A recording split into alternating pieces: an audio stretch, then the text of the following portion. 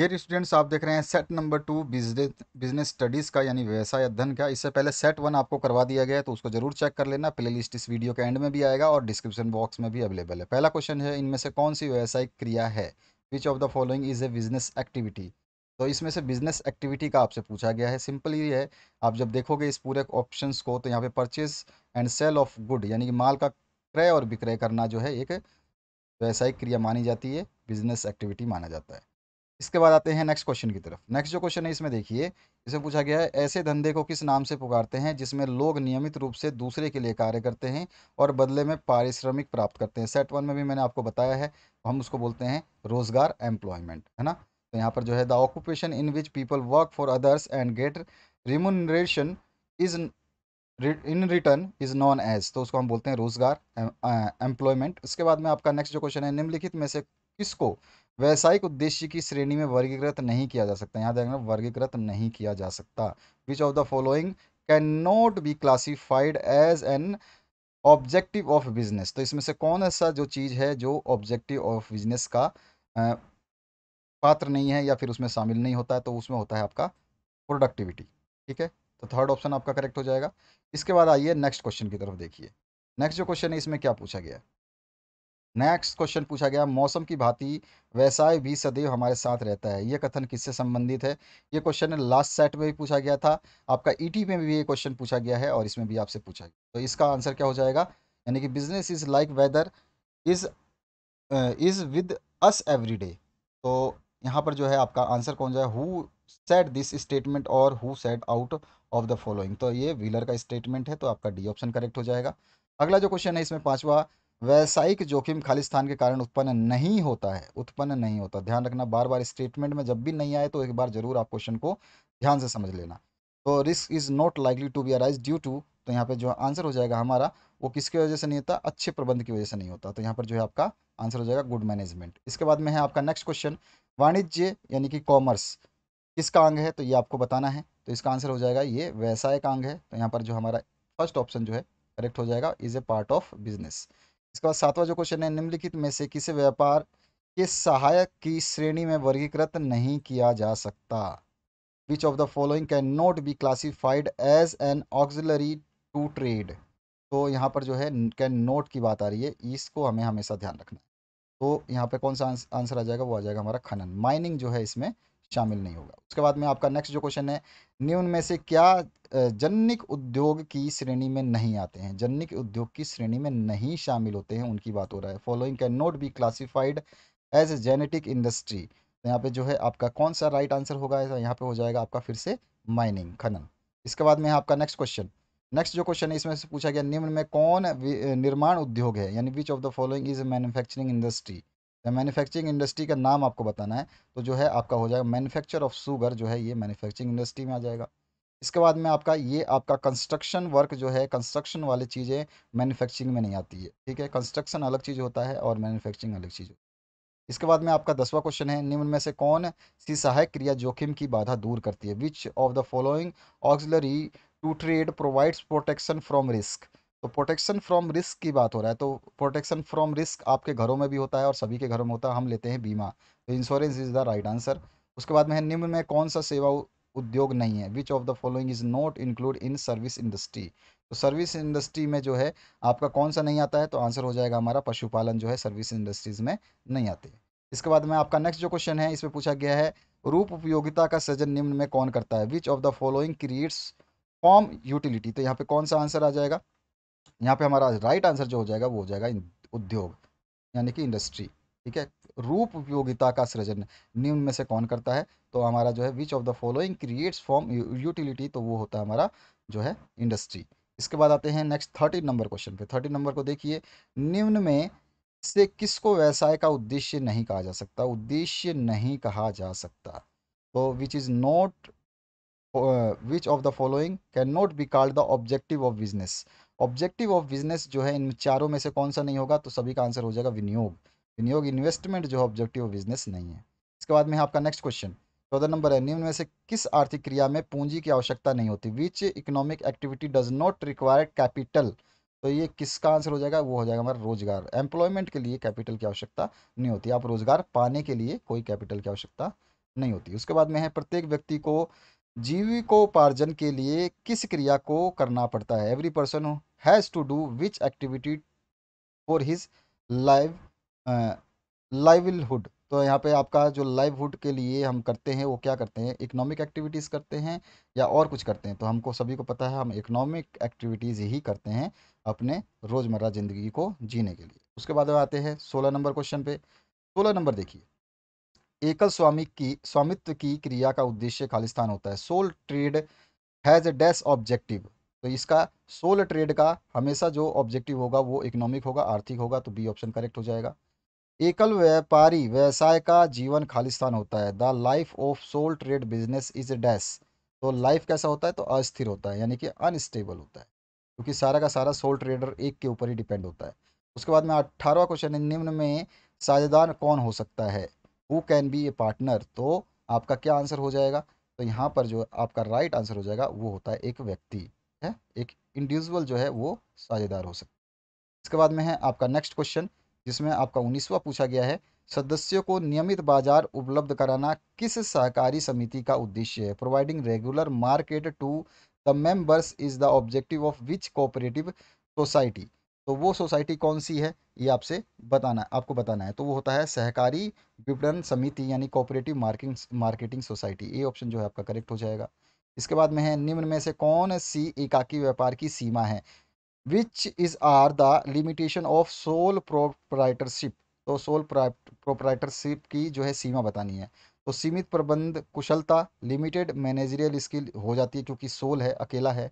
सीमित पूंजी, limited capital, ये भी हो सकता है क्योंकि वो अकेला है। और सीमित दायित्व, असीमित दायित्व, क्योंकि उसके ऊपर सारी की सारी लाइबिलिटीज आती हैं, सब कुछ उसी को करना है, ये भी उसके साथ हो सकता है। यानी कि उपरोक्त सभी सही है, यहाँ पे हमारा डी ऑप्शन करेक्ट हो जाएगा। अगला क्वेश्चन जो है 21 नंबर, उसको देखते हैं। निजी संपत्तियों में निजी कंपनियों में सदस्यों की अधिकतम संख्या होती है। What is the maximum number of members in A private company. तो मैंने आपको बताया था इसको पिछले सेट में भी, और इस सेट में भी मैं आपको बता रहा हूँ। तो हो सकता है 200, ठीक है। एक और सेट मैंने कराया था उसमें बताया था 200।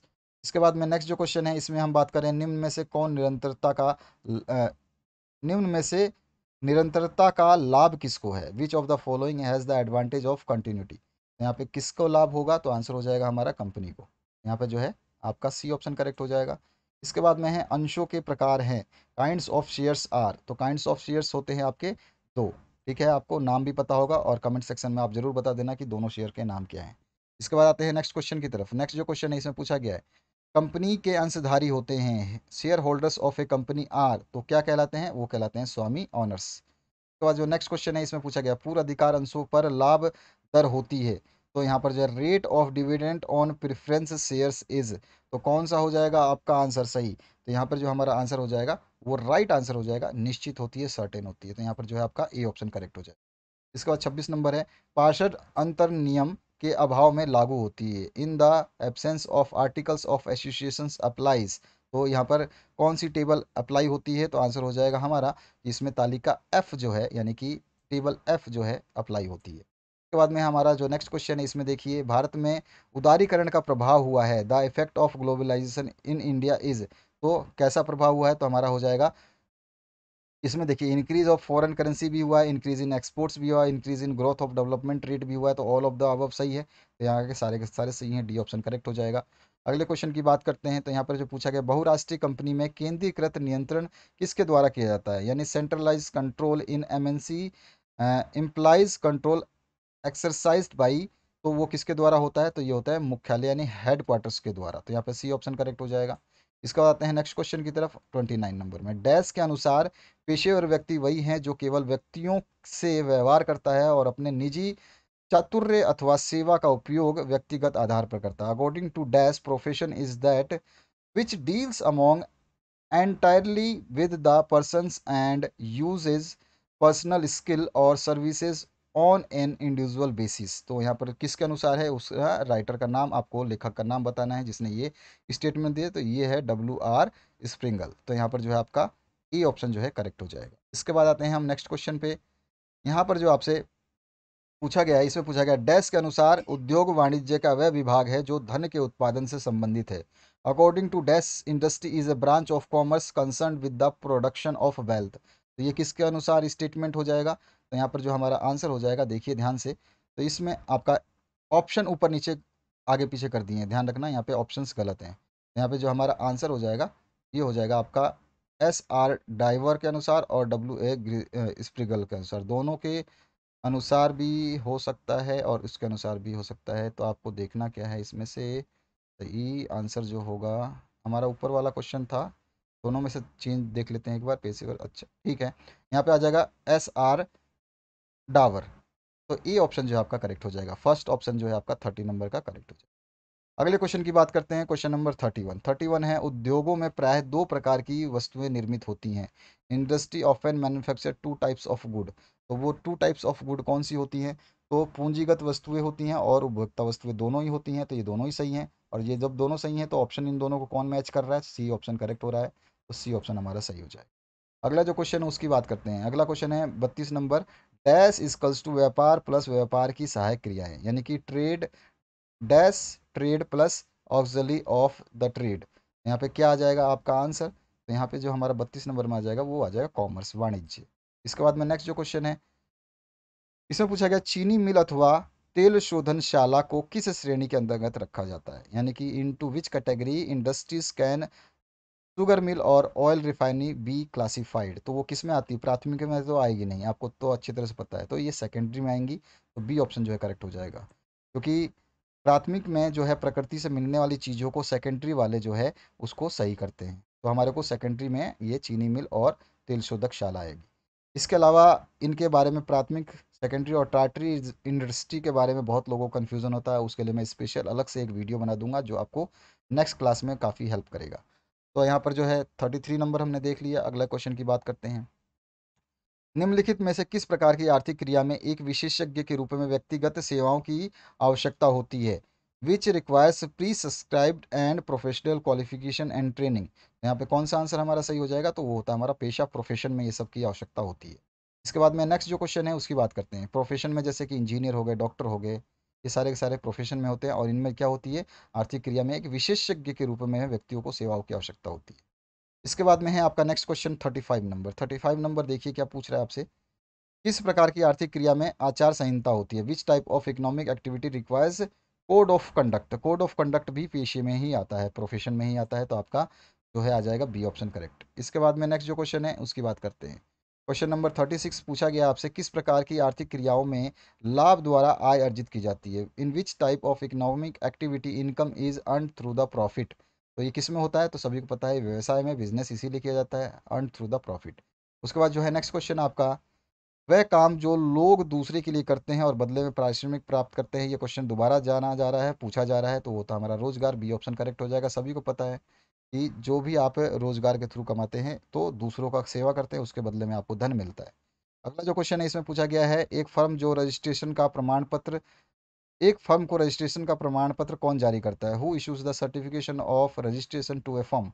तो कौन करती है? तो यहाँ पे जो आंसर आ जाएगा हमारा वो होता है फर्म को, फर्म रजिस्ट्रार ऑफ फर्म। यहाँ पे फर्मों का रजिस्ट्रार जो है वो जारी करता है, गवर्नमेंट इसमें इन्वॉल्व नहीं होते, रजिस्ट्रार्स ऑफ फर्म्स जो है वो जारी करते हैं। उसके बाद में आता है नेक्स्ट क्वेश्चन, जो सेकंड लास्ट है, निम्न में से कौन पूर्ण साझेदारी की श्रेणी में नहीं आता? Which of following note covered under the category of full fledged partner. तो यहाँ पे जो कौन सा आंसर हो जाएगा? तो वो आ जाता है हमारा प्रदर्शन द्वारा साझेदार, यानी पार्टन बाई होल्डिंग आउट, तो ये जो है इसमें नहीं आता। इसके बाद में है आपका अंतिम प्रश्न जो इसमें पूछा गया है, डैश से हमारा अभिप्राय लोगों के उस ऐच्छिक संघ से है जो सदस्यों की भलाई के उद्देश्य से इकट्ठे होते हैं। Dash refer to the voluntary organisation association of persons who joins together with the motive of welfare of members. तो यहाँ पे क्या आंसर हो जाएगा? उसको हम बोलते हैं कोऑपरेटिव सोसाइटी, सहकारी समिति। तो सी ऑप्शन जो है हमारा करेक्ट हो जाएगा। तो इस तरह से 40 प्रश्नों के उत्तर आपने सेट नंबर 2 जो आपका था इसको हमने करा दिया। सेट नंबर 1 देख लेना और प्लेलिस्ट आ रही है, इसमें सब कुछ आपको मिलेगा, कोई टेंशन आपको लेने की जरूरत नहीं है। पढ़ते रहिए और बढ़ते रहिए।